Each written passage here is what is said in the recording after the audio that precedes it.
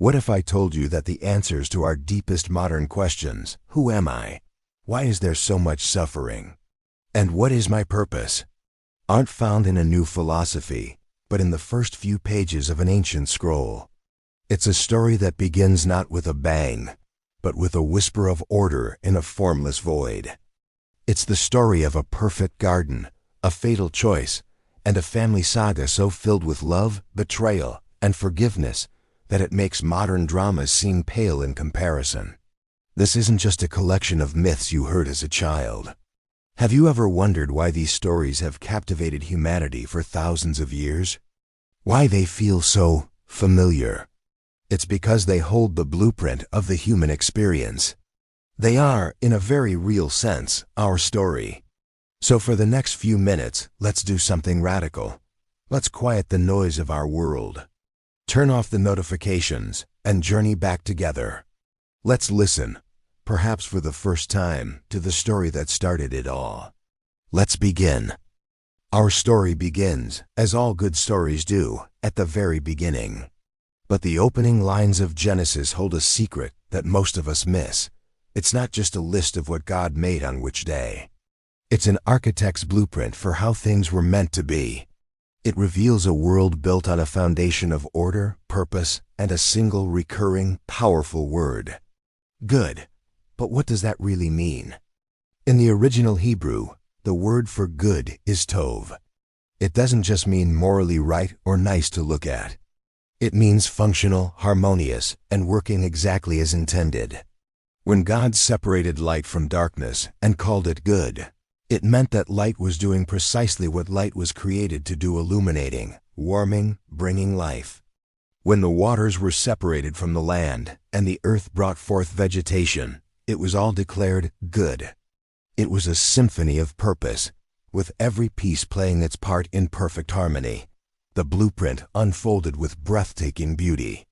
The cosmos was filled with lights, the seas teemed with life, and the air echoed with the song of birds.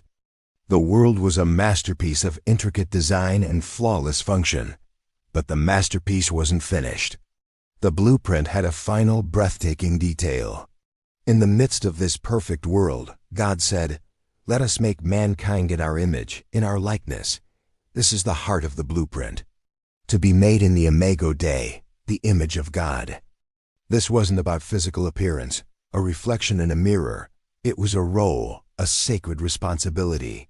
Humanity was created to be God's representatives, His stewards, tasked with continuing the work of creation. We were meant to be the gardeners, the artists, the innovators, cultivating the world, caring for it, and filling it with the same beauty and order from which we were born. Imagine being handed the keys to a brilliant, fully funded startup. The founder tells you, "Everything you see is yours to manage. I've given you all the resources, all the potential. Your job is to make it flourish." That was our original purpose. Not to struggle for survival, but to thrive in a relationship of trust and creativity with our Creator. This is the foundation of our story. We were not an accident. We were the intentional, culminating masterwork of a loving architect. We were designed for purpose, woven into a world of harmony, and created for a relationship. It was a world without shame, without fear, without brokenness. It was perfect. Or so it seemed. Into this perfect garden, this world of harmony, slithered a question. It wasn't a command or a threat. It was a whisper, subtle and poisonous, designed to plant a single seed of doubt. Did God really say? The serpent didn't offer a new truth. It twisted the existing one. It suggested that God wasn't a generous provider, but a gatekeeper, holding back something better: wisdom, power, the chance to be like Him. And in that moment of hesitation, a desire was born. A desire to know for oneself, to define good and evil on one's own terms. The choice was made. A bite was taken. And in the silence that followed, everything changed. Their eyes were opened, but not to the wisdom they were promised. They were open to their own vulnerability, their own nakedness. The tragedy wasn't the fruit. The tragedy was the choice. The choice to trust a whisper of doubt over the voice of their Creator. It was humanity's first declaration of independence, and it created a fracture that split reality in three. The first fracture was between humanity and God. The easy intimacy of walking with their Creator in the cool of the day was shattered. It was replaced by fear. For the first time they hid. They covered themselves. The relationship of perfect trust was now one of shame and separation. The second fracture was between humanity and itself. When confronted, Adam's first instinct wasn't confession, it was blame. "The woman you put here with me, she gave me some fruit from the tree, and I ate it." In one sentence, he pointed his finger at both Eve and God. The perfect unity of one flesh was broken. The blame game had begun. And with it, every conflict, every war, and every broken relationship that would ever follow. And the third fracture was internal. It was the break within the human soul. Shame became a permanent resident. Work, once a creative joy, became toil. The very ground they were meant to cultivate would now produce thorns and thistles, resisting them. The harmony was gone. It's tempting to see this as a story about who to blame, but that would miss the profound diagnosis it offers of the human condition. It reveals our shared tendency to seek our own way, to distrust the goodwill of our Creator, and to shift responsibility when things go wrong. A single choice, a single crack in the foundation, and the ripple effect was immediate and devastating. It would echo through generations, and the very first sound of that echo was the sound of a stone striking a brother in a field. The echo of that first broken trust didn't fade. It grew into a roar that consumed generations. The fracture deepened, spreading through the human family like a contagion until the world itself became a reflection of that inner chaos. The blueprint was nearly unrecognizable, buried under layers of violence and corruption. The story says that God's heart was filled with pain, that he grieved over what his creation had become. And so the waters came, a flood to wash the slate clean. A terrible and devastating judgment. But even in judgment, God's purpose was not annihilation. It was preservation. He found one man, Noah, who walked in relationship with him, and through him, saved a remnant of life to begin again. When the waters receded and the doors of the ark opened to a clean, quiet world, God made a promise. But this was more than a simple promise. He established a covenant. Now, a covenant isn't like a modern business contract, full of clauses and conditions. It's something far deeper, far more sacred. Think of it less like a legal agreement and more like a marriage vow. It is a binding, relational promise, initiated by one party out of love, a promise to be faithful no matter what. And God sealed this universal covenant with a sign everyone could see, a rainbow arched across the clouds. It was a promise to all of humanity, to every living creature, that he would never again destroy the world with a flood. But a promise not to destroy wasn't enough to heal the world.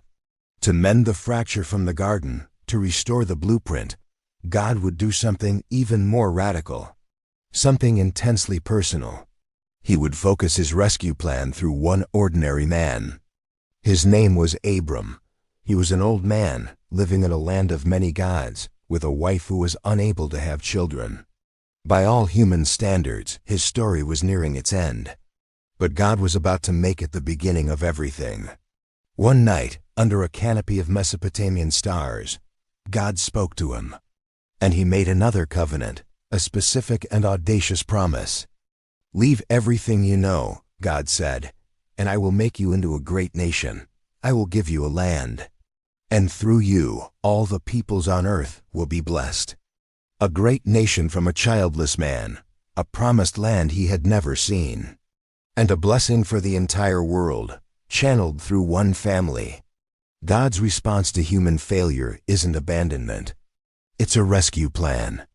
A plan initiated and guaranteed by his own unbreakable promises.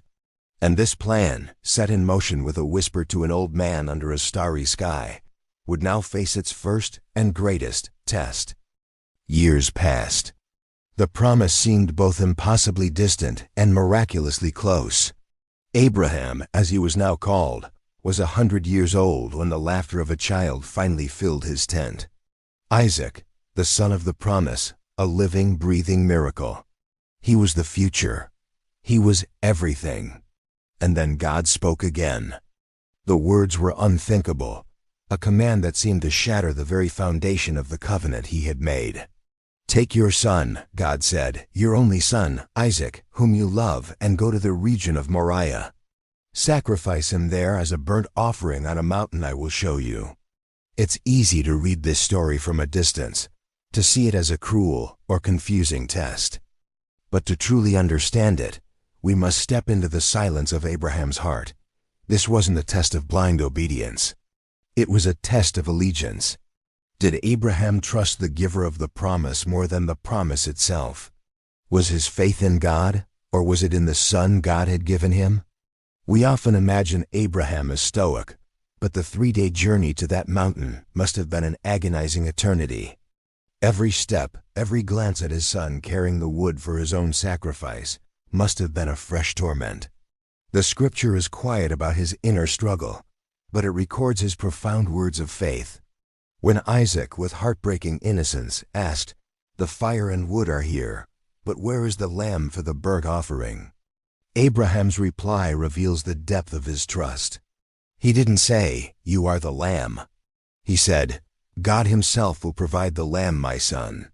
In that moment, he was holding two impossibilities in his heart: God's command to sacrifice, and God's promise to create a great nation through this very boy.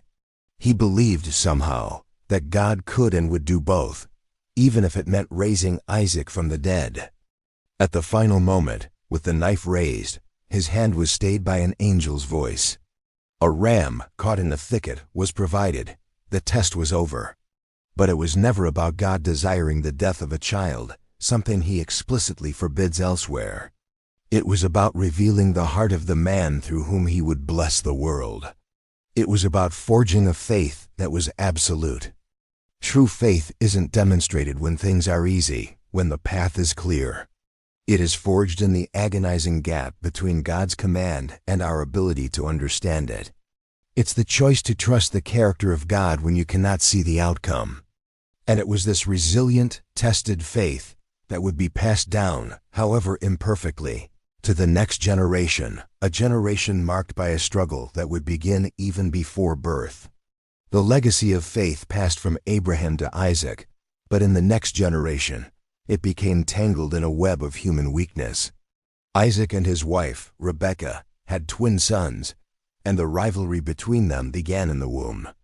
The first, Esau, was a man of the field, hairy, rugged, and impulsive.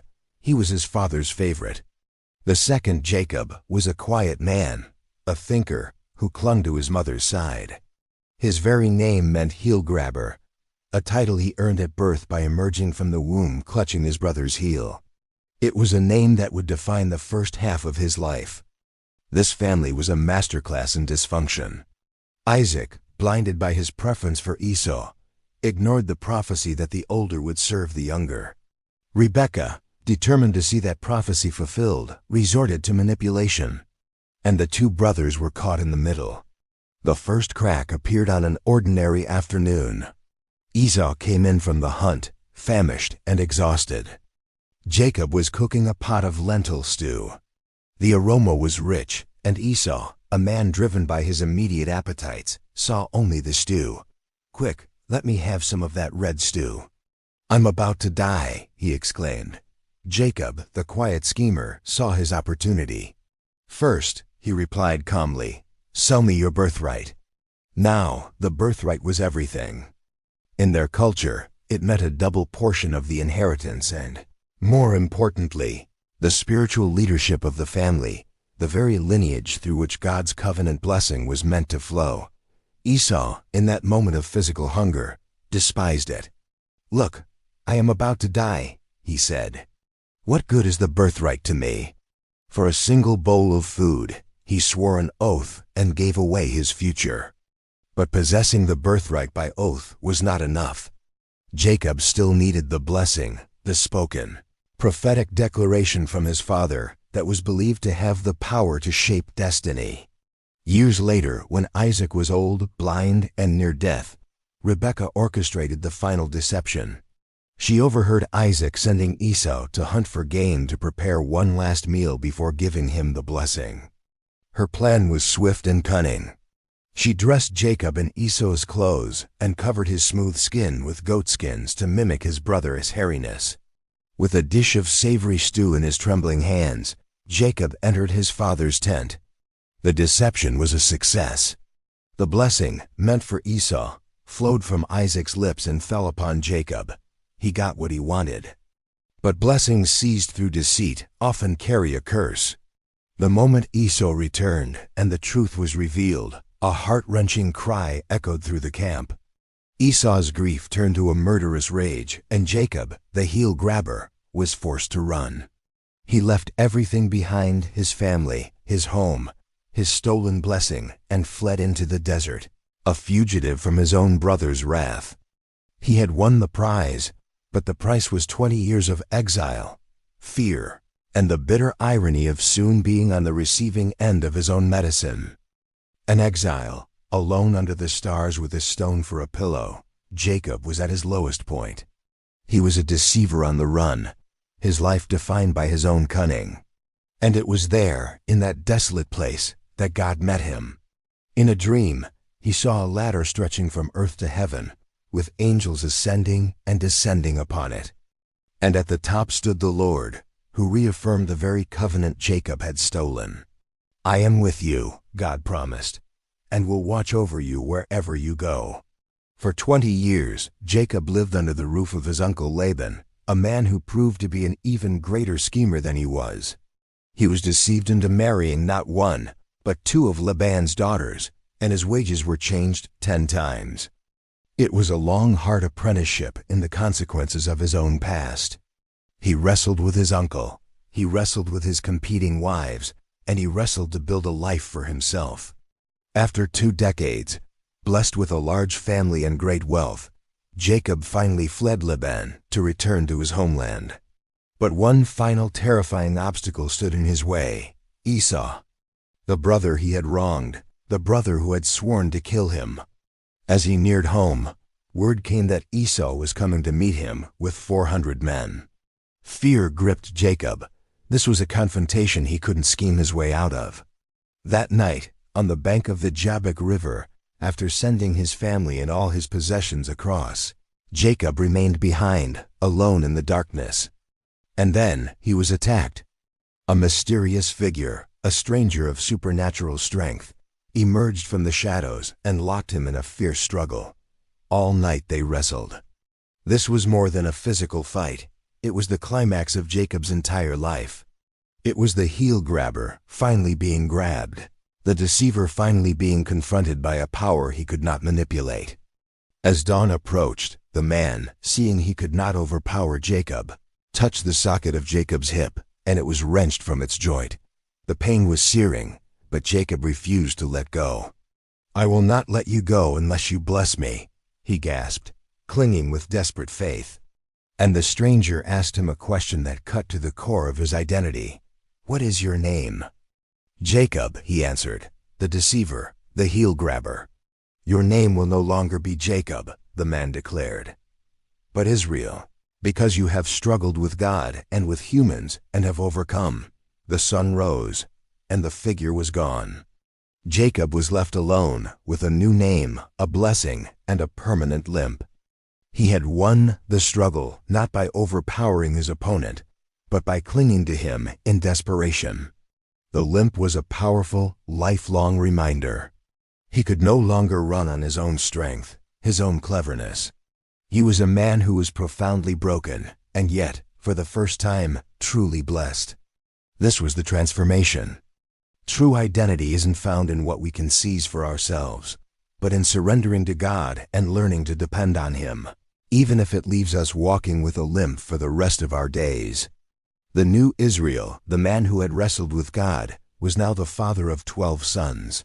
But the dysfunctional patterns of the past had a long shadow. And just as his father had favored Esau, Jacob now poured all his affection onto one son, Joseph. Joseph was the child of his old age, the firstborn of his beloved wife Rachel. To show his favor, Jacob gave him a gift, a stunning, richly ornamented coat of many colors. In a family of shepherds dressed in drab wool, this coat was a walking, talking symbol of preference. It screamed, "I am the special one." This blatant favoritism created a toxic environment, a breeding ground for jealousy. To his brothers, the coat was a constant, irritating reminder of their father's unequal love. And then came the dreams. Joseph, with the innocent arrogance of youth, shared them openly. He dreamed of his brothers' sheaves of grain bowing down to his. He dreamed of the sun, moon, and 11 stars all bowing before him. To his brothers, this wasn't prophecy. It was insufferable pride. "Do you intend to reign over us?" they sneered. The seed of resentment, watered daily by the coat and fertilized by the dreams, began to sprout into a bitter hatred. One day they saw him coming from a distance, a lone figure shimmering in his colorful coat against the dusty landscape. The sight was the final spark. "Here comes the dreamer," one said to another. "Let's kill him and throw him into one of these cisterns. Then we'll see what comes of his dreams." The pit they threw him into was more than just a hole in the ground. It was the pit of betrayal, the pit of family hatred, the pit of profound injustice. As Joseph looked up from the darkness, the last thing he saw was his own brothers sitting down to eat, indifferent to his pleas. They sold him. For 20 pieces of silver, they sold their own flesh and blood into slavery. They dipped his beautiful coat in goat's blood and took it back to their father, a cruel and calculated lie that would torment Jacob for the next 2 decades. This is a story that resonates deep within our own experiences. It's the story of workplace jealousy, of being misunderstood and ostracized. It's the pain of being betrayed by the very people who should have protected you. And it raises a timeless question. What do you do when you are thrown into a pit of injustice that you did not dig for yourself? How you answer that question, how you respond when you are at the bottom, determines everything that comes next. For Joseph, his character was about to be forged in that darkness, tested in a way he could never have imagined. Joseph's world collapsed from a favored son to a foreign slave. He was taken to Egypt and sold to Potiphar, the captain of Pharaoh's guard. He had lost his home, his family, and his freedom. But there was one thing his brothers couldn't take from him: his relationship with his God. And God was with him. Everything Joseph touched seemed to prosper. Potiphar quickly saw this remarkable young man was not ordinary. He saw the integrity, the wisdom, the quiet competence. Soon, Potiphar entrusted his entire household to Joseph's care. From the fields to the finances, Joseph managed it all. He had found a measure of stability, a position of trust. But integrity is often a lonely path, and it was about to be severely tested. Potiphar's wife took notice of the handsome and successful young slave. Day after day, she tried to seduce him. And day after day, Joseph refused. He wasn't just worried about his master. His loyalty ran deeper. "How then could I do such a wicked thing?" he told her. "And sin against God?" His faithfulness cost him dearly. One day she cornered him, grabbing his cloak. He fled, leaving the garment in her hand. Humiliated and enraged, she used it as false evidence, accusing him of the very thing he had refused to do. Without question, Potiphar threw him into the royal prison. He had gone from the pit of betrayal to the dungeon of false accusation. But even here, in the darkest of places, Joseph's character shone through. He didn't become bitter or vengeful. He simply continued to be who he was, a man of integrity and purpose. The prison warden saw it, just as Potiphar had, and soon put Joseph in charge of all the other prisoners. His rise to influence wasn't luck. It was the direct result of his unwavering character. He was faithful in Potiphar's house when things were going well. He was faithful in the prison when everything had been taken from him. And when he was called upon to interpret the dreams of his fellow prisoners, and later, Pharaoh himself, he consistently gave credit where it was due. "It is not in me," he would say. "God will give the answer." Integrity is who you are when no one is watching. The character Joseph displayed in the secret confines of the prison is precisely what prepared him for the public responsibility of the palace. When Pharaoh, astonished by Joseph's wisdom, looked for someone to lead Egypt through a coming famine, the choice was obvious. The man who had been faithful in the small, unseen moments had proven himself ready for great public influence. And so, the slave, the prisoner, was raised up to become the second most powerful man in the known world. The famine came, just as Joseph had foretold. It was severe, gripping the entire region. But Egypt, thanks to Joseph's foresight, had become the breadbasket of the world. And so, from the land of Canaan, 10 men made the long journey south, seeking to buy grain. They were Joseph's brothers. When they were brought before this powerful Egyptian governor, bowing low to the ground, they had no idea who he was. But Joseph knew them instantly. The dream of the bowing sheaves, the dream that had cost him everything, was unfolding before his very eyes. A storm of emotion must have raged within him. He could have revealed himself right then. He could have exacted revenge. But Joseph did something else. He devised a series of tests. These weren't acts of cruelty. They were acts of discovery. He needed to know the answer to one crucial question. Have they changed? Are they still the same selfish, callous men who sold their brother and deceived their father? He accused them of being spies. He held one of them, Simeon, as a hostage. He sent them back with a demand that they return with their youngest brother, Benjamin, Jacob's new favorite, the only other son of his beloved Rachel. The thought of losing another son nearly broke their father Jacob, but the famine was relentless. Finally, facing starvation, Jacob agreed. And it was then that another brother, Judah, the very one who had suggested selling Joseph in the first place, stepped forward. He made a vow to his father, pledging his own life as security for Benjamin's. When they returned to Egypt with Benjamin, Joseph's final test was set in motion. He planted his personal silver cup in Benjamin's sack of grain and had them arrested on the road home. The cup was found, and Benjamin was declared the thief, sentenced to a life of slavery in Egypt. This was the moment of truth. Would they abandon Benjamin just as they had abandoned Joseph? Would they save their own skins and leave their father's new favorite to his fate? And then Judah spoke. He stood before the mighty governor and poured out his heart. He spoke of his father's grief, of the love he had for his youngest son, and then he did the unthinkable. He offered himself in Benjamin's place. "Let your servant remain here as my lord's slave," he pleaded, "and let the boy go back." In that moment, the cycle was broken. The selfishness that had sent Joseph into the pit was replaced by selfless sacrifice. And Joseph, seeing this, could no longer contain himself. He ordered everyone out of the room except his brothers. And through a flood of tears, the words finally came, "I am Joseph. Is my father still living?" The brothers were speechless, paralyzed with fear and shame. But Joseph's next words were not of vengeance, but of breathtaking grace. "Do not be distressed," he told them. "It was not you who sent me here, but God." And in that moment of reunion, he gave them the key that unlocks the entire story, a stunning reframing of 2 decades of pain. "You intended to harm me," he said, "but God intended it for good, to accomplish what is now being done, the saving of many lives." Forgiveness isn't pretending the hurt didn't happen. It's seeing it through a different lens. It's the courageous act of interpreting one's own pain within a larger, divine purpose, and in doing so, breaking the cycle of bitterness and revenge, making reconciliation and even restoration finally possible.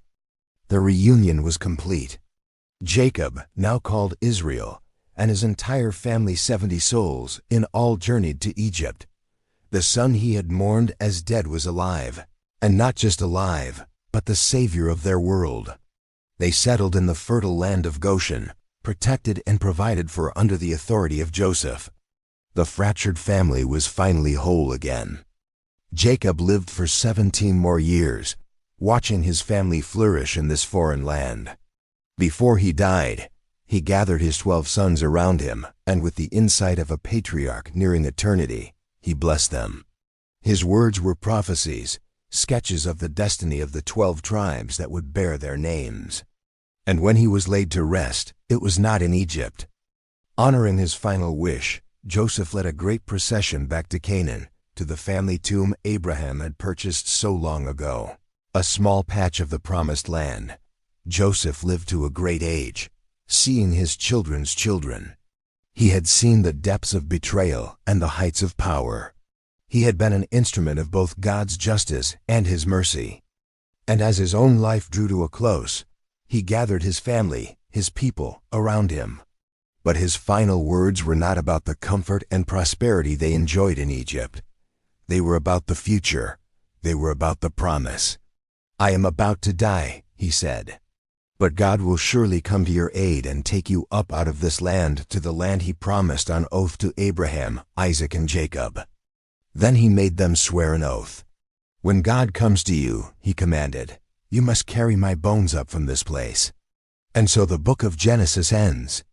It ends not with triumph in the promised land, but with a promise waiting in a coffin.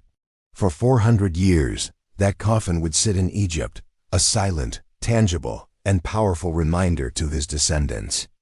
It was a testament that said, "This is not our final home. The comfort we have here is temporary. God has a promise for us, a land he has prepared, and one day we will return." The family of Israel did flourish in Egypt, but their comfort was a fragile peace. As generations passed, a new Pharaoh arose, one who did not know Joseph. The favor they had once enjoyed curdled into fear, and that fear turned into oppression. Their new home became a prison of bitter slavery. And in the darkness of that bondage, as the cries of an enslaved people rose to heaven, God remembered his covenant. He saw the coffin of Joseph waiting patiently. And he set in motion the next chapter of the rescue plan, preparing to raise up a deliverer who would finally lead them out of slavery and toward the promise their ancestors had clung to for centuries, promise that had begun with a whisper to one man under a starry sky. And so, the story of Genesis comes to a close. It begins in a garden and ends with a coffin. It starts with a perfect blueprint and finishes with a promise yet to be fulfilled. It is a story that holds up a mirror to us all. We see our own struggles in Jacob's wrestling, our own pain in Joseph's betrayal, and our own hope in Abraham's faith. We see the devastating consequences of a single choice and the breathtaking power of forgiveness to mend what was broken. It reveals a God who doesn't abandon his creation when it fails. Instead, he enters into the mess. He makes covenants. He works through flawed, dysfunctional families, patiently weaving their broken threads into a beautiful tapestry of redemption. The story doesn't end here. That coffin in Egypt is a cliffhanger, a promise that the greatest rescue mission in history is just getting started. Thank you for joining us on this journey back to the beginning. If this story has spoken to you, please consider sharing it with someone who might need to hear it. Our next chapter will explore the story of a baby in a basket, a burning bush, and the epic showdown that would lead a nation to freedom. To make sure you don't miss it, be sure to subscribe and click the bell. Until then, may you find your own story within the pages of this one. May you trust the architect, even when you can't see the full blueprint.